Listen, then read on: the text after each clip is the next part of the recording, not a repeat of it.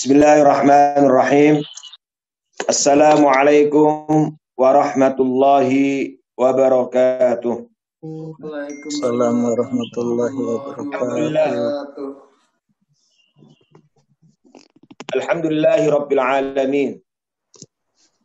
Wal 'aqibatu lil muttaqin.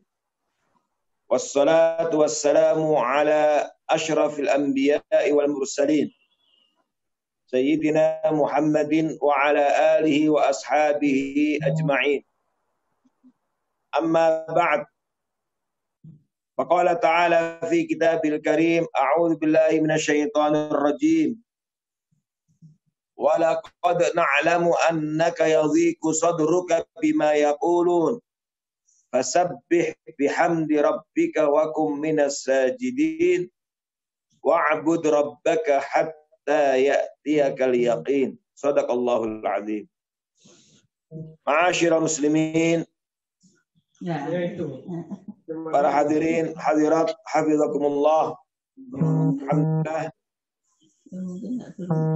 untuk yang sekian kalinya Allah Subhanahu wa taala berikan kemudahan kita untuk bertemu, masih bertemu secara virtual, tapi yakinlah insyaallah, karena dari awal kita niat dan semangat ingin bertemu secara fisik, tapi karena kondisi yang belum memungkinkan, tapi kita tetap mengorbankan waktu, tenaga, pikiran untuk bisa terus bertemu dalam rangka kebaikan, bertemu dalam rangka meningkatkan keimanan ketakwaan kepada Allah, bertemu dalam majelis ilmu, bertemu dalam rangka tafaqquh fiddin, bertemu dalam rangka meningkatkan interaksi kita dengan Al-Quran, maka yakinlah insyaallah pahala pertemuan virtual seperti ini tidak mengurangi, ya, bahkan sama dengan pahala bertemu secara fisik, karena dari awal kita niatkan ingin ketemu secara fisik. Mudah-mudahan apa yang kita lakukan pagi hari ini mendapat ridha Allah Subhanahu wa taala, dan sebagaimana janji Rasulullah SAW, mudah-mudahan ini salah satu kendaraan yang akan memudahkan kita semuanya untuk memasuki surga Allah Subhanahu wa taala. Amin ya rabbal alamin. Min muqarrarat at-tarbiyah al-a'iliyah fil Qur'anil Karim. Di antara kurikulum pendidikan Al-Qur'an yang disinggung oleh Allah Subhanahu wa taala, pendidikan keluarga yang disinggung Allah Subhanahu wa taala di dalam Al-Qur'an. Di antara kurikulum pendidikan keluarga yang disinggung Allah dalam Al-Quran adalah bahwa kehidupan keluarga itu penuh dengan dinamika. Bahwa kehidupan keluarga itu tidak selamanya selalu berada dalam kemulusan. Inna tariqal haya al-a'iliyah laysat mafrusyatan bizuhur wal-'utur. Sesungguhnya jalan kehidupan keluarga itu bukanlah jalan yang bertaburan dengan wewangian dan bunga-bunga, sehingga yang ada di benak seseorang itu bahwa kalau kita berkeluarga itu selalu dihadapkan dengan kemudahan, selalu dihadapkan dengan kelancaran urusan. Bukan hanya itu, tetapi sesungguhnya perjalanan kehidupan keluarga itu penuh dengan dinamika. Ada ujian, ada cobaan, ada problematika, ada permasalahan. Dan inilah sunnatullah dalam kehidupan secara umum. Bahkan kehidupan keluarga Rasulullah Sallallahu Alaihi Wasallam pun tidak pernah lepas dari masalah dan problematika. Karena itulah ini penting untuk kita fahami bahwa kehidupan manusia, kehidupan keluarga itu tidak pernah lepas dari permasalahan. Tidak pernah melepas dari problematika. Ada problematika pribadi, ada problematika bersama. Dan begitulah sunnatullah, hukum alam yang Allah tetapkan dalam perjalanan kehidupan ini. Karena hakikatnya, alladzi khalaqal mauta wal hayata liyabluwakum ayyukum ahsanu amala. Karena Allah ciptakan kematian dan kehidupan ini adalah untuk menguji kita. Siapa di antara kita yang terbaik di sisi Allah Subhanahu wa taala. Nah, Allah Subhanahu wa taala menyinggung bahwa dalam perjalanan kehidupan selalu dihadapkan dengan berbagai macam masalah. Termasuk apa yang dialami oleh Rasulullah sallallahu alaihi wasallam. Sebagai seorang pemimpin, sebagai seorang suami, sebagai seorang ayah, Nabi dalam menjalani kehidupannya juga tidak lepas dari problematika. Karena itu tidak masalah. Tapi Allah Subhanahu wa taala di dalam Al-Quran telah memberikan tips, telah memberikan taujih, arahan. Di antara cara tips dalam menghadapi problematika, termasuk dalam menghadapi problematika rumah tangga. Sebab permasalahan-permasalahan itu terkadang membuat sempit hati seorang. Dzikus sadr. Nah, bagaimana Allah Subhanahu wa taala memberikan arahan kepada nabinya, yang kemudian ini juga menjadi bagian dari arahan buat kita, umat Rasulullah SAW, hamba Allah Subhanahu wa taala, umatul Quran. Ayat yang tadi saya baca di muqaddimah, ma'asyiral muslimin, yaitu dalam surat Al-Hijr, surat yang ke-15, ayat 97 sampai akhir 99. Adalah di antara taujih Rabbani. Di antara taujih dan arahan Allah Subhanahu wa taala ketika menghadapi problematika, ketika hati dalam kondisi sedih, ketika hati dalam kondisi gundah gulana, ketika hati dalam kondisi sempit karena dihadapkan dengan berbagai macam problematika. Dan inilah taujih yang disampaikan Allah kepada Rasulullah sallallahu alaihi wasallam. Allah Subhanahu wa taala berfirman, "Wa laqad na'lamu annaka yadhiqu sadruka bima yaqul." Yang artinya, dan sungguh benar-benar kami memahami, kami mengetahui, annaka sesungguhnya engkau Muhammad, Nabi Muhammad, kata Allah, yadhiqu sadruka, dadamu sempit, sedih, gundah gulana, bima yaqulun, terhadap apa yang telah mereka katakan, terhadap apa yang mereka tuduhkan, terhadap apa yang mereka olok-olok. Ayat ini oleh para ulama tafsir adalah menyinggung bagaimana Nabi dihadapkan dengan permasalahan-permasalahan, termasuk diantaranya komentar-komentar nyinyir, termasuk diantaranya komentar-komentar pedas, termasuk diantaranya tuduhan, ejekan, olokan yang disampaikan oleh musuh-musuhnya pada saat itu, sehingga Nabi sebagai manusia tentu juga wajar, manusiawi, terkadang beliau juga sedih ketika mendengar cemoohan, tuduhan, ejekan, dan lain sebagainya. Dalam kehidupan rumah tangga terkadang juga ada kata-kata secara sadar ataupun tidak, kadang-kadang dari pasangan, dari suami atau dari istri, atau dari tangga, atau dari mertua, atau dari orang tua, atau dari ayah, atau dari ibu, atau dari anak. Ada lontaran-lontaran ucapan yang terkadang pedas, terkadang menyakitkan hati, terkadang membuat seorang kemudian terpengaruh, dan seterusnya. Tentu kondisi-kondisi satu orang dengan orang yang lain berbeda, tetapi satu hal yang sama adalah bahwa terkadang seseorang dihadapkan dengan permasalahan membuat hatinya sempit. Apa yang harus dilakukan? Allah Subhanahu wa taala memberikan 3 tips, 3 cara untuk menghilangkan hati yang sedih. 3 cara Allah sampaikan, perintahkan kepada nabinya, kepada kepala rumah tangga Baitun Nubuwah ini, juga tentu buat kita semuanya, agar kemudian kita mampu menghadapi permasalahan itu dengan baik, dan kemudian akhirnya lahirlah solusi dan solusi. Kita bisa keluar dari permasalahan itu. Sebab tidak sedikit orang-orang yang kadang-kadang dihadapkan dengan permasalahan, kemudian dia putus asa, frustasi, dan kemudian muncullah perilaku-perilaku negatif yang tidak seharusnya. Ma'asyiral muslimin hafizakumullah. Yang pertama, taujih Allah Subhanahu wa taala, dan ini menjadi bagian dari kurikulum dalam pendidikan keluarga yang perlu kita perhatikan untuk kita terapkan dalam pendidikan keluarga kita. Pertama adalah fasabbih bihamdi rabbika. Yang pertama adalah ketika kita dihadapkan dengan permasalahan, ketika kita dihadapkan dengan problematika, apapun itu, kecil atau besar, Maka pertama adalah kita hadapi dengan memperbanyak tasbih. Fasabbih bihamdi rabbika. Maka bertasbihlah dengan memuji Rabbmu Tuhan. Ma'asyiral muslimin. Apa hubungannya tasbih dengan menghadapi masalah sebagai bagian dari cara menghadapi masalah? Tasbih itu adalah ungkapan kesadaran akan kemahasucian Allah. Kesadaran bahwa boleh jadi apa yang disampaikan Allah mungkin saja benar. Apa yang disampaikan Allah mungkin saja benar. Tapi mungkin caranya yang salah.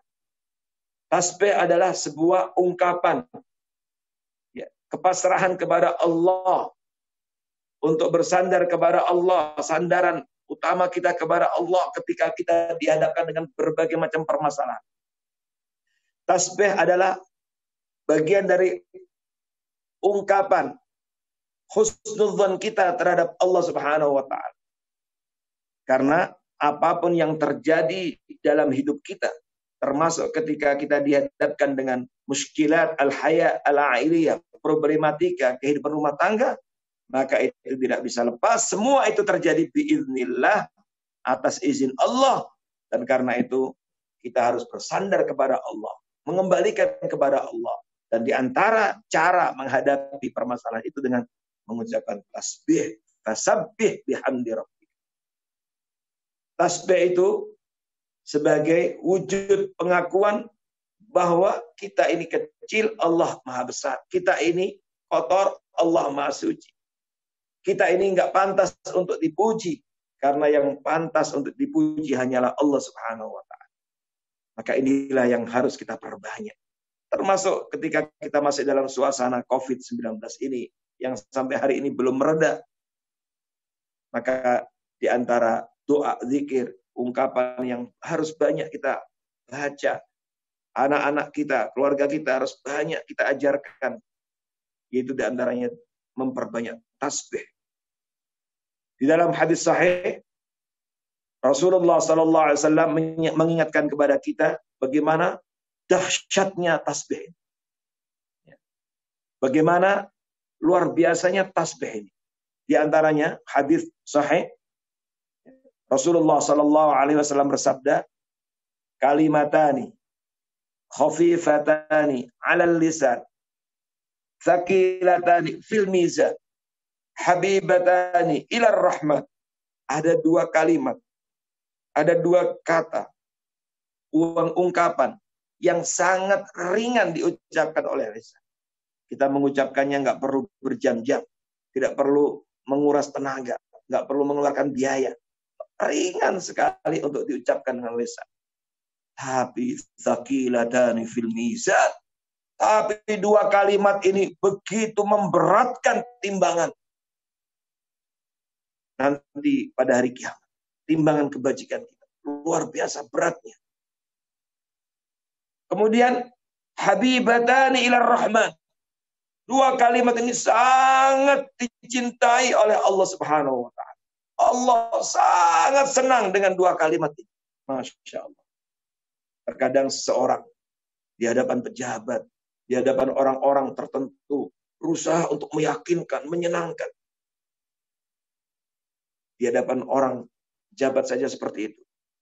Harusnya di hadapan Allah kita harus berusaha untuk mengungkapkan sesuatu yang sangat menyenangkan. Dan dua kalimat ini habibatan ila rahman, kata Nabi. Sangat dicintai oleh Allah. Apa itu? Subhanallah wa bihamdih. Subhanallahil azim. Subhanallah wa bihamdih. Subhanallahil azim. Masya Allah. Maha suci Allah wa bihamdih. Ya. Dengan memujinya. Subhanallahil azim, dan maha suci Allah yang maha agung. Perlu berapa jam kita mengungkapkan subhanallah bihamdi subhanallah. Sangat-sangat singkat. Maka hari-hari kita, ketika kita dihadapkan dengan permasalahan, ketika kita dihadapkan dengan problematika kehidupan rumah tangga, atau permasalahan finansial, atau permasalahan dalam pekerjaan, atau problematika dalam seperti sekarang ini pandemi COVID-19, maka jangan pernah kering saya ayat 87, yaitu kisah Dhunnun, Nabi Yunus alaihissalam yang berada dalam perut ikan paus. Kalau seseorang berada dalam perut ikan paus, kita bisa membayangkan apa yang terjadi dalam hidup seseorang. Mungkin kita nggak bisa membayangkan apakah masih panjang umurnya orang seperti itu. Berada dalam perut ikan paus, ikan yang sangat ganas, mematikan. Ketika berada dalam perut ikan paus yang mematikan itu, apa yang dilakukan oleh Nabi Yunus alaihissalam?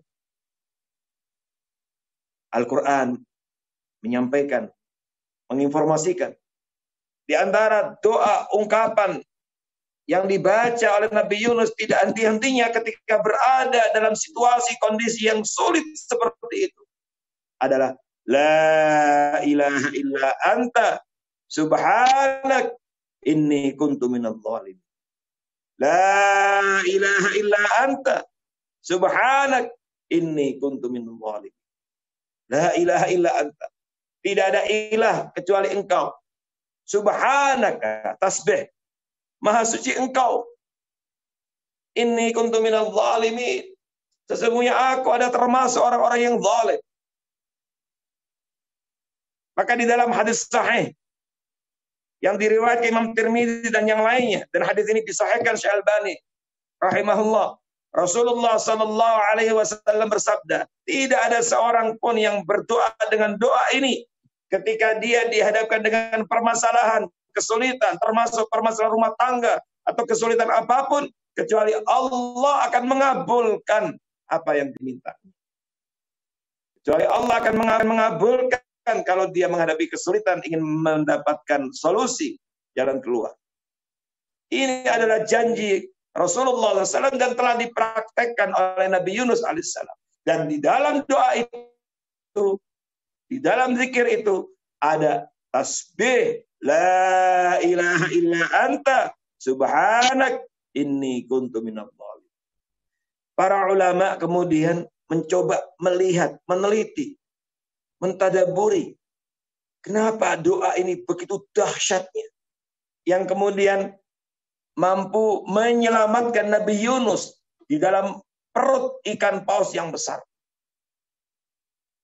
yang harusnya menurut logika manusia nggak mungkin lagi bisa selamat, tetapi doa ini luar biasa, melahirkan kedahsyatan, membuat keajaiban.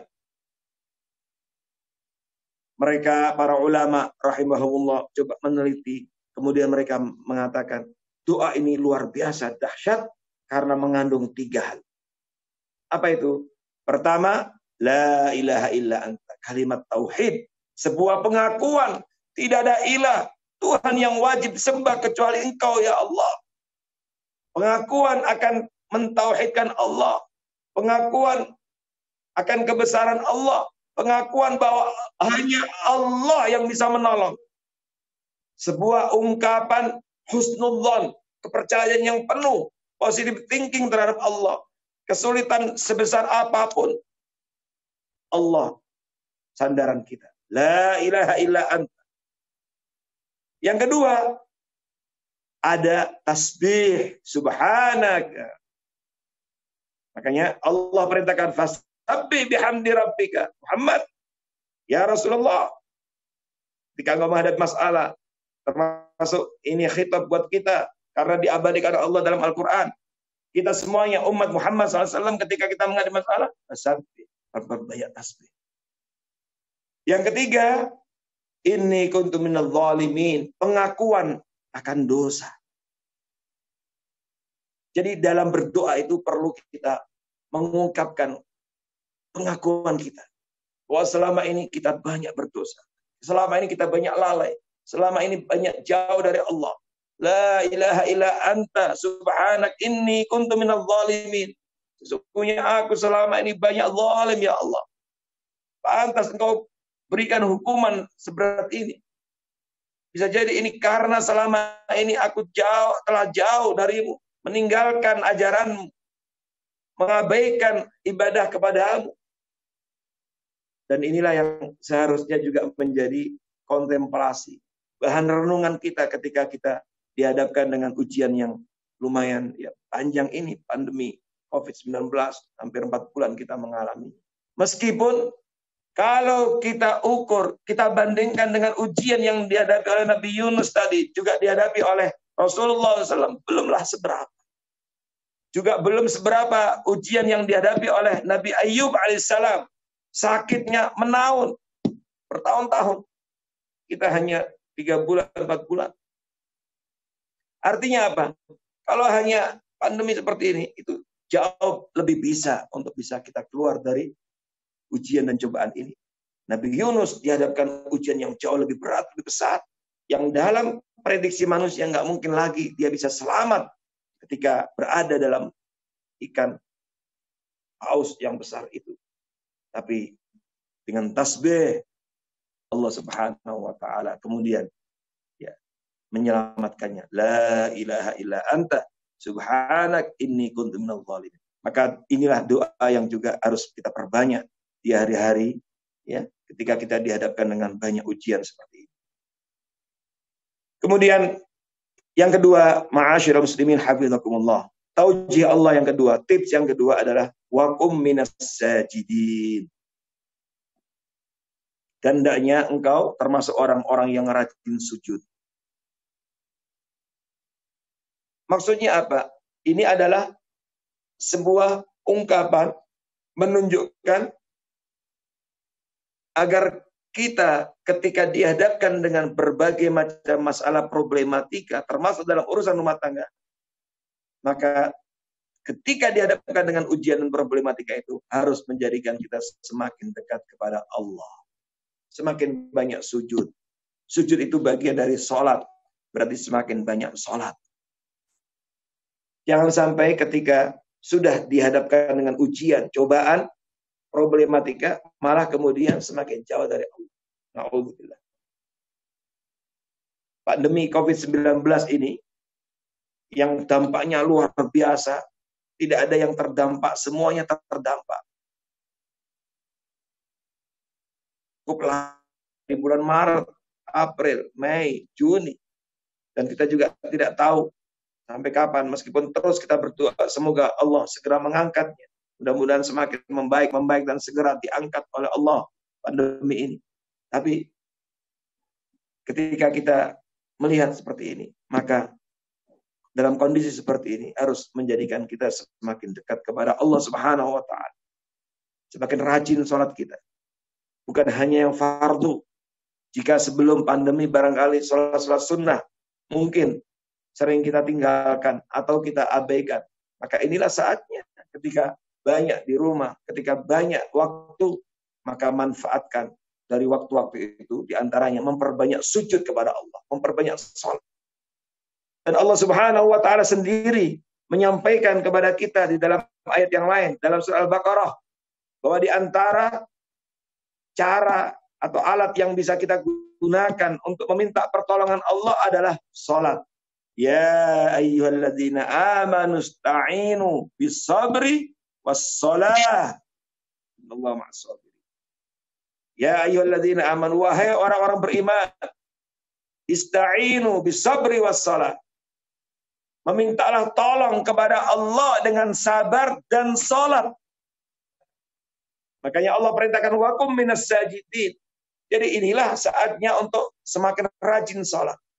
Jadi ketika seseorang dihadapkan dengan permasalahan, problematika, dihadapkan dengan COVID-19 ini, kok semakin malas sholatnya, nah ini berbahaya.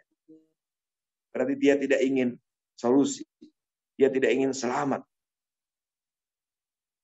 Maka ketika anak-anak masih belajar di rumah, sekolahnya dipindahkan ke rumah, berarti ini saatnya untuk mengajarkan kepada anak-anak kita untuk rajin sholat. Bagaimana keluarga kita juga harus kita ajarkan, jangan pernah lalai lupa terkait dengan kurikulum masalah sholatnya itu. Rabbi ja'alni muqimas sholati wa min dzurriyyati. Bagaimana Nabi Ibrahim alaihissalam memohon kepada Allah Di antara permintaan permohonan Nabi Ibrahim kepada Allah adalah memohon agar ia dan keluarga besarnya, anak keturunannya rajin melaksanakan sholat. Jadi diikut sertakan anak, cucu, keturunannya, keluarga besar. Dan inilah yang harus kita lakukan. Maka dalam situasi kondisi seperti ini, wakum minas sajidin. Hendaknya kita juga terus semakin memperbanyak ibadah kita kepada Allah, sujud kita, sholat kita. Makanya Rasulullah SAW selalu minta dihibur oleh Bilal. Di antaranya hiburannya adalah dengan sholat. Artinya dalam situasi kondisi mungkin lagi puyeng pusing ini, langsung cepat ambil air wudhu kemudian sholat. Dalam riwayat disebutkan Nabi pernah mengatakan kepada Bilal, arihna ya Bilal bis sholat. Wahai Bilal, hiburlah kami dengan sholat. Jadi sholat ini salah satu tumpuan kita ketika dihadapkan dengan kegundahan, pikiran yang sumpek ini. Langsung cepat ambil wudhu sholat. Insya Allah tenang, yakin. Sebagai hiburan kita. Dan alhamdulillah, sholat itu banyak ragamnya. Maka perlu kita perhatikan bukan hanya yang fardu 5 waktu itu saja, tapi yang sunnah pun selama COVID-19 ini ketika banyak waktu luang, ketika banyak di rumah, ketika masih sebagian kerja di rumah, belajar di rumah, ibadah di rumah, maka harus banyak dimanfaatkan diantaranya untuk menunaikan ibadah sholat. Selain yang fardu juga diperhatikan sholat sunnah. Ada beberapa sholat sunnah, misalnya setelah fardu adalah yang prioritas adalah rawatib. Rawatib itu adalah 12 rakaat. Dalam hadis sahih Rasulullah sallallahu alaihi bersabda, "Man shalla 12 rakaat, barang siapa yang menjaga salat 12 rakaat tatawuan sunnah sehari semalam, banallahu lahu baitan fil jannah." Maka dia saat ini sudah inden, booking, pesan istana di surga. Allah akan membangunkan baginya istana di surga. Masya Allah. Kalau udah bicara rumah istana di surga, jangan dibandingkan dengan istana-istana megah terbesar di dunia. Jadi 12 rakaat pahalanya luar biasa. Dan ini kesempatan, banyak waktu, banyak luang untuk menjaga, memelihara 12. Yaitu 2 rakaat sebelum subuh. Setelah azan menunggu waktu qomat itu. Kemudian 4 rakaat sebelum zuhur, tentu 2 rakaat salam, 2 rakaat salam. Kemudian 2 rakaat setelah zuhur, berarti 8. Kemudian 2 rakaat setelah maghrib, berarti maghrib. Kemudian 2 rakaat setelah subuh, 12 rakaat. Inilah kalau dijaga, dipelihara, maka Allah akan membangunkan baginya istana di surga. Wakum minas sajid. Berarti dalam kondisi situasi seperti ini harus dijaga. Lalu ada sholat duha, ada sholat witir, ada sholat tahajud, dijaga. Ada sholat juga setelah wudhu. Setiap kali kita selesai wudhu, dibolehkan kita untuk melaksanakan sholat 2 rakaat. Ini penting juga. Dan lain sebagainya. Banyak sekali sholat yang lain. Dan di dalam hadis sahih Rasulullah SAW, kenapa sujud menjadi solusi, menjadi terapi, menjadi tauji Allah ketika dihadapkan dengan situasi masalah yang sulit. Karena Rasulullah SAW juga menyampaikan di dalam hadis sahih, aqrabu ma yakunul 'abdu min rabbi wa huwa sajid. Fa'akthiru ad-du'a. Posisi terdekat seorang hamba dengan Rabb-nya adalah ketika ia sujud. Itu posisi terdekat seorang hamba dengan Rabb-nya. Dan bukankah kita selalu ingin dekat dengan Allah? Apa yang kita lakukan selama ini dengan beragam amal soleh kan sesungguhnya taqarruban ila Allah, dalam rangka mendekatkan diri kepada Allah. Nah, posisi seseorang yang paling dekat kepada Allah itu adalah ketika dia sujud. Jadi ketika kita sholat, lalu di dalam sholat ada sujud, kita sedang berada dalam amal yang mendekatkan kita kepada Allah. Maka fa'aktsirud du'a, maka perbanyaklah berdoa. Karena itu mustajab. Maka wakum minas sajidin. Itu yang kedua. Yang terakhir, yang ketiga, Allah Subhanahu wa taala memberikan taujih wa'bud rabbaka hatta ya'tiyakal yakin. Yang ketiga, Allah sampaikan bahwa ketika seseorang dihadapkan dengan permasalahan, maka supaya tidak terlalu pusing ketika menghadapi masalah, maka seorang diperintahkan Allah untuk selalu konsisten dalam beribadah, untuk selalu istiqomah dalam beribadah, untuk selalu menjalin keharmonisan hubungan dengan Allah, kesinambungan, memiliki nafas yang panjang untuk terus mengingat Allah. Sebab ada kecenderungan juga seorang ketika dihadapkan dengan permasalahan kemudian cukup panjang lama, kadang-kadang bosan.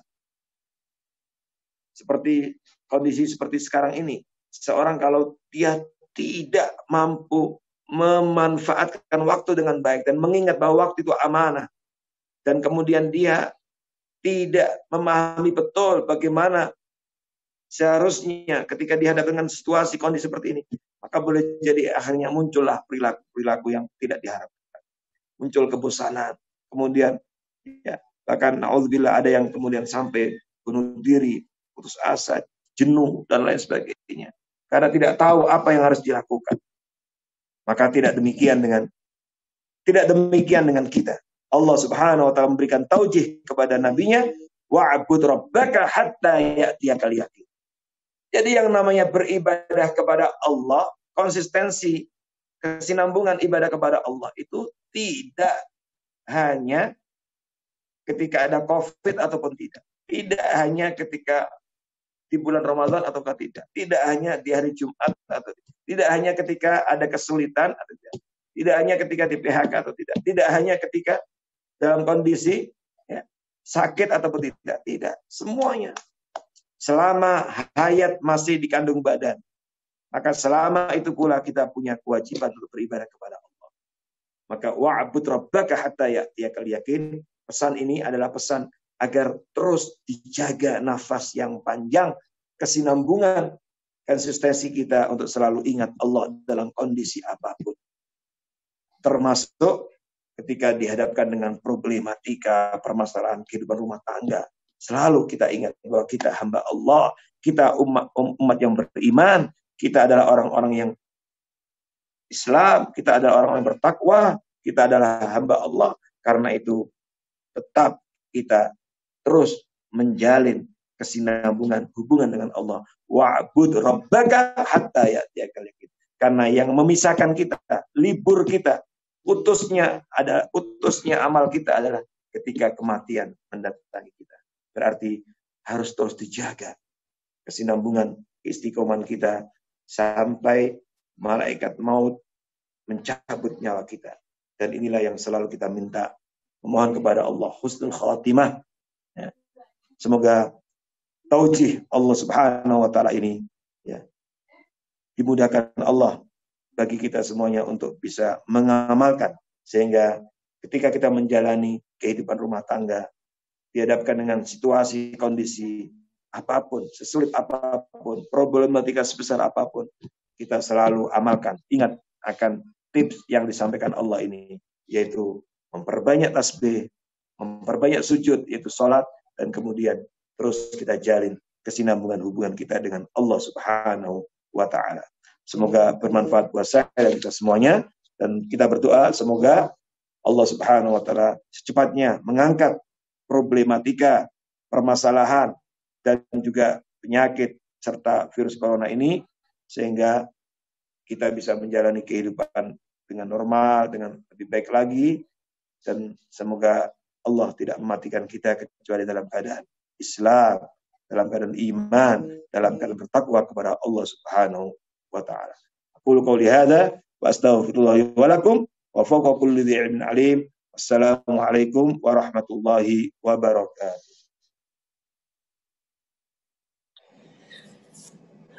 Syukron Ustadz. Mungkin ada Bapak Ibu yang mau bertanya. Silahkan.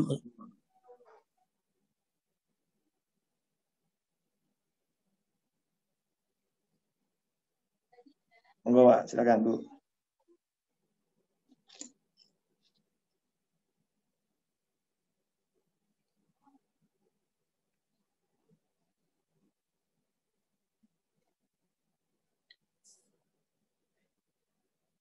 Ustadz, mungkin dari saya, Ustadz. Ya, monggo Pak, monggo. Silakan Pak. Ya, apa yang disampaikan Ustadz tadi memang betul sekali. Tidak hanya untuk diri kita sendiri ya Ustadz sebagai orang tua. Mungkin jiwa atau hal-hal yang pendidikan yang seperti Ustadz sampaikan tersebut sudah dimulai untuk pelan-pelan disampaikan, dididik kepada anak kita ya Ustadz ya. Supaya anak-anak kita juga meniru orang tuanya ya. Seperti itu ya kira-kira Ustadz ya. Nah, kadang-kadang di era sekarang ini beda dengan era zaman saya kecil. Saya kecil dulu orang tua keras mendidik. Nah, kami sekarang mungkin tidak bisa keras ya, tapi dengan era sekarang. Ya. Mungkin Ustadz punya cara-cara lagi Ustadz untuk mendidik anak kita supaya nilai-nilai apa yang Ustadz sampaikan tadi itu masuk kepada nilai anak dan menjadi nilai-nilai di generasi penerus gitu Ustaz. Ya. Terima kasih. Bapak, pertanyaan bagus sekali Pak Fauzi. Jazakallahu khairan. Pertama, Bapak Ibu hafizakumullah, ya. Mendidik anak itu memang ya perlu strategi, ya, perlu ya metode. Dan kalau kita lihat dalam Islam ya, dalam Islam kita dianjurkan mendidik anak itu sejak dini, sejak kecil.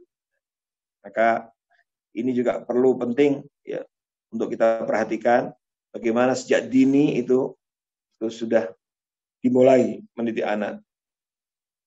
Maka dalam ajaran Islam ketika seseorang lahir pun sebenarnya di situ sudah mulai dididik dengan mengenalkan kalimat tauhid. Maka dianjurkan untuk diazani, perkenalkan kalimat tauhid pertama ketika dia mulai menjalani kehidupan dunia pertama kali. Ini juga bagian dari cara mendidik, itu bagian dari pendidikan itu. Bukan diputarkan lagu bukan lahir langsung diucapkan ucapan-ucapan yang lain, tidak. Ini bagian dari pendidikan. Kemudian dikenalkan Al-Qur'an, dikenalkan ini, dikenalkan. Jadi ini juga dari awal, dari kecil. Ya. Kemudian diajarkan, kalau kita baca dalam hadis yang lain, bagaimana kita memberikan, ya, menanamkan kepada anak kita atensi, perhatian untuk sholat itu bukan ketika sudah balik, bukan ketika sudah dewasa, tapi sejak dini.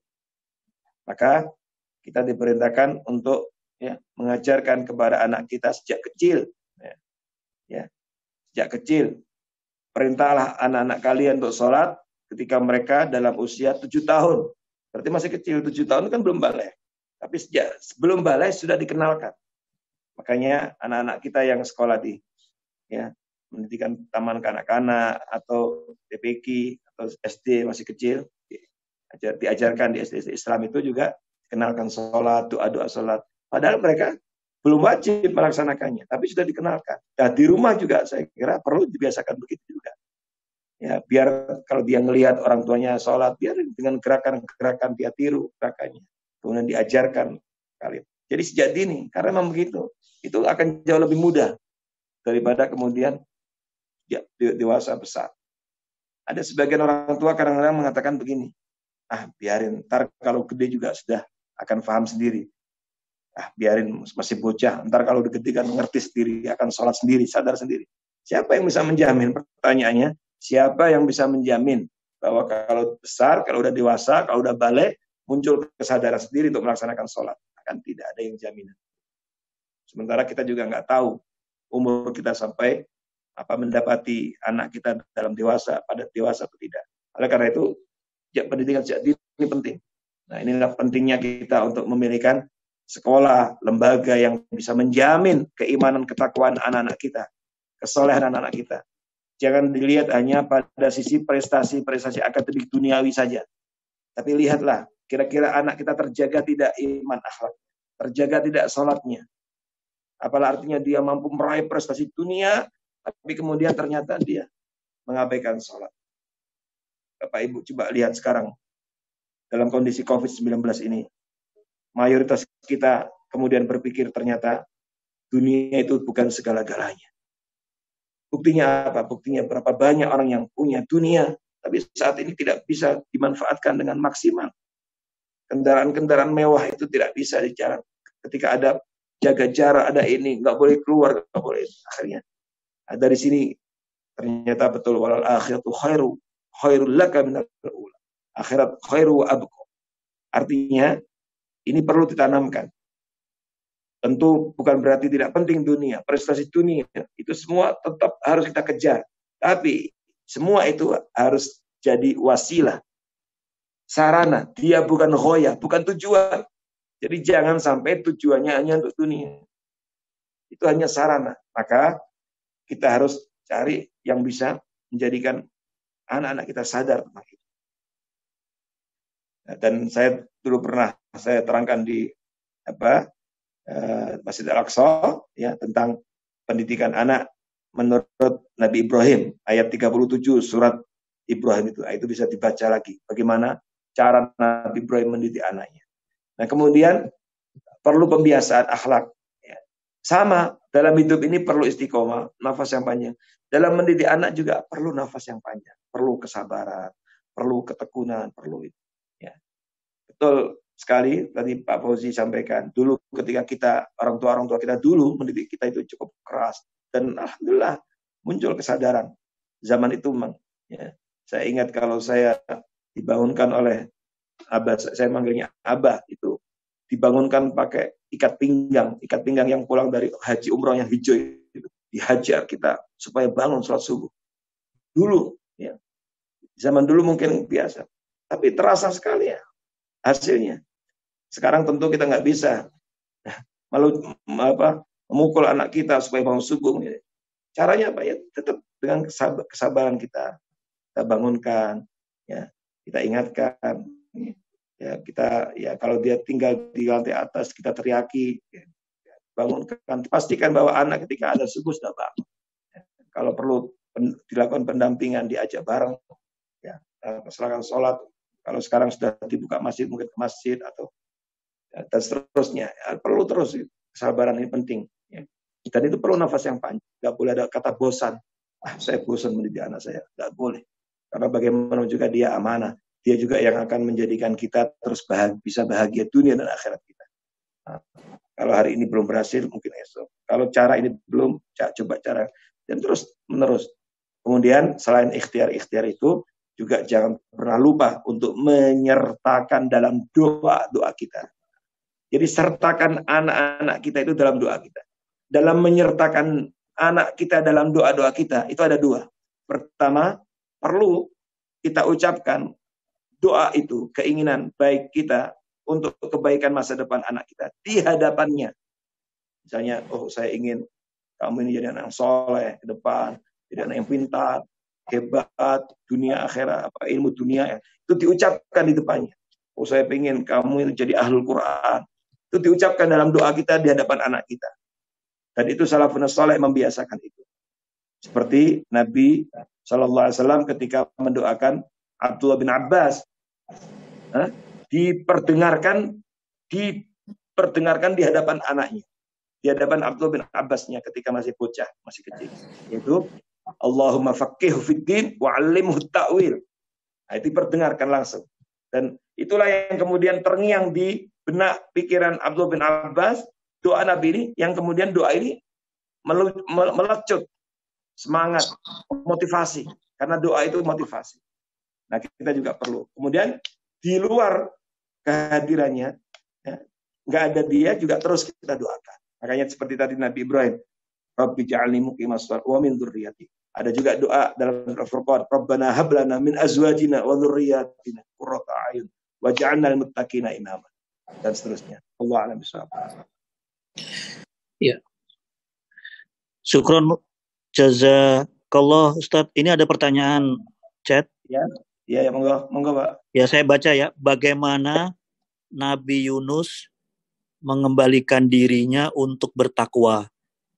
Tersadar atas kesalahannya. apakah ada cerita tentang beliau membina keluarganya? Ya. Jadi Bapak Ibu Hafizakumullah, memang beberapa riwayat itu tidak terlalu detail, ya. Dan begitulah karakter kisah-kisah dalam Al-Quran. Ya. Kalau kita baca, memang sebagian isi Al-Quran diantaranya adalah banyak diisi dengan kisah-kisah. Bahkan sebagian ulama sampai ada yang menghitung ada sepertiga isi Al-Quran diantaranya kisah. Ini menunjukkan betapa pentingnya kisah. Karena dalam Al-Quran Allah Subhanahu Wa Taala juga berfirman, wa kullan naqussu 'alaika min amba'ir rusuli ma nusabbitu bi fu'adak. Itu diantara cara Allah untuk mengokohkan hati Nabi, ya, menguatkan hati Nabi, hati kita semuanya, para dai, ya, orang tua yang ingin kebaikan anaknya, para dai yang ingin kebaikan masyarakatnya, kita semuanya ingin kebaikan bangsa ini. Itu diantaranya, maka perlu banyak membaca kisah-kisah. Dan begitulah Allah banyak mengisahkan kisah-kisah itu dalam Al-Quran, diantara untuk mengokohkan semangat dan semangat juang Rasulullah SAW, hati Nabi, membuat orang panjang nafasnya dan istiqomah. Nah, kisah dalam Al-Quran, karakternya itu ada yang detail, ada yang ulang-ulang. Seperti kisah Nabi Musa dengan Fir'aun, diulang-ulang dalam banyak. Pengulangan-pengulangan itu bukan tanpa arti. Maka para ulama tafsir mengatakan, pengulangan-pengulangan itu menunjuk untuk sebagai penguat, untuk tazkir juga kepada kita bahwa permasalahan-permasalahan seperti ini akan banyak sering terulang dalam sejarah. Dakwah menghadapi tiran, kekuasaan yang tidak berbatas, dan kemudian kezaliman yang luar biasa. Ini kadang-kadang kemudian juga ada yang detail, ada yang global. Termasuk kisah Nabi Yunus, memang termasuk di antara banyak riwayat menyebutkan tidak banyak riwayat menyebutkan tentang detail kehidupannya. Beda dengan Nabi Ibrahim alaihissalam. Kita baca riwayat begitu detail dalam Al-Quran, dan juga kisahnya dalam Al-Quran saja detail. Ada juga kisah tambah dalam riwayat-riwayat Sahih Bukhari, Muslim, itu ada kisah Nabi Ibrahim dengan istrinya dan seterusnya. Nah, khusus Nabi Yunus tidak. Kemudian beberapa nabi yang lain juga demikian. Nah, ini semuanya untuk mengajarkan kepada kita bahwa tidak terlalu penting detail cerita itu. Yang paling penting itu apa yang bisa kita ambil dari kisah. Nah, itu. Karena itu untuk sosok Nabi Yunus ini, di antara kisah yang menonjol, yang bisa kita ambil pelajaran adalah bahwa pengakuan terhadap kezaliman, pengakuan dosa, pengakuan penting, kemudian kembali kepada Allah. Yang jelas, setelah itu Allah mengabulkan doanya, dan kemudian pada saat Nabi Yunus mengakui kesalahannya, ya, dan kemudian Nabi Yunus tentu menjalani kehidupannya dengan lebih baik lagi. Itulah hikmah dan pelajaran yang bisa diambil. Wallahu a'lam bishawab. Allah Subhanahu wa taala. Monggo Ustaz dibantu doa Ustaz. Bismillahirrahmanirrahim. Alhamdulillahirabbil alamin. Hamdan yuafi ni'amahu wa yukafi mazidah. Ya Rabbana lakal hamdu kama yanbaghi li jalali wajhika wa 'azimi sultanik. Allahumma shalli wa sallim ala 'abdika rasulika Muhammad. Allahumma ighfir lana dhunubana wa dhunuba abaina wa ummahatina wa ajdadina wa li jami'il muslimina wal muslimat wal mu'minina wal mu'minat al ahya'i minhum wal amwat. Allahumma inna nas'aluka al-'afwa wal 'afiyah wal mu'afata ad-da'imah fid din wa dunya al-akhirah.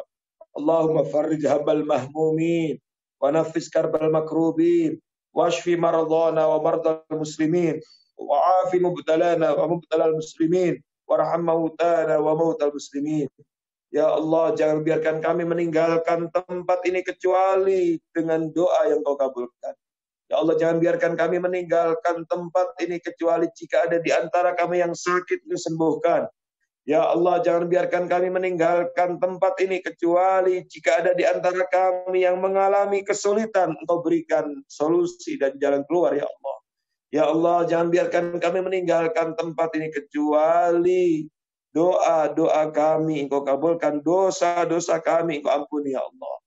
Ya Allah, angkatlah dari negeri kami beragam penyakit, beragam bencana dan malapetaka, ya Allah.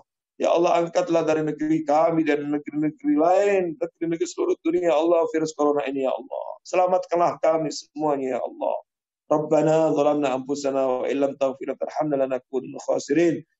Rabbana hab lana min azwajina wa dhurriyyatina qurrata a'yun waj'alna muttaqina imama. Allahumma inna na'udzubika minal baras wal junun wal judham wal وسيء الأسقام اللهم ادفع عنا البلاء والوباء والغلاء والسوء الفتن ما ظهر منه وما بطن عن بلدنا هذا خاصة وعن سائر بلاد المسلمين عامة يا رب العالمين. Ya Allah, jadikanlah kami, anak-anak kami, keluarga besar kami, orang-orang ahli kebaikan, kebajikan, dan ahli Al-Quran. Jangan jadikan kami dan mereka orang-orang ahli keburukan. Rabbana atina fid dunya hasanah wa fil akhirati hasanah wa qina adzabannar. Tawaffana muslimin wa alhiqna bis salihin.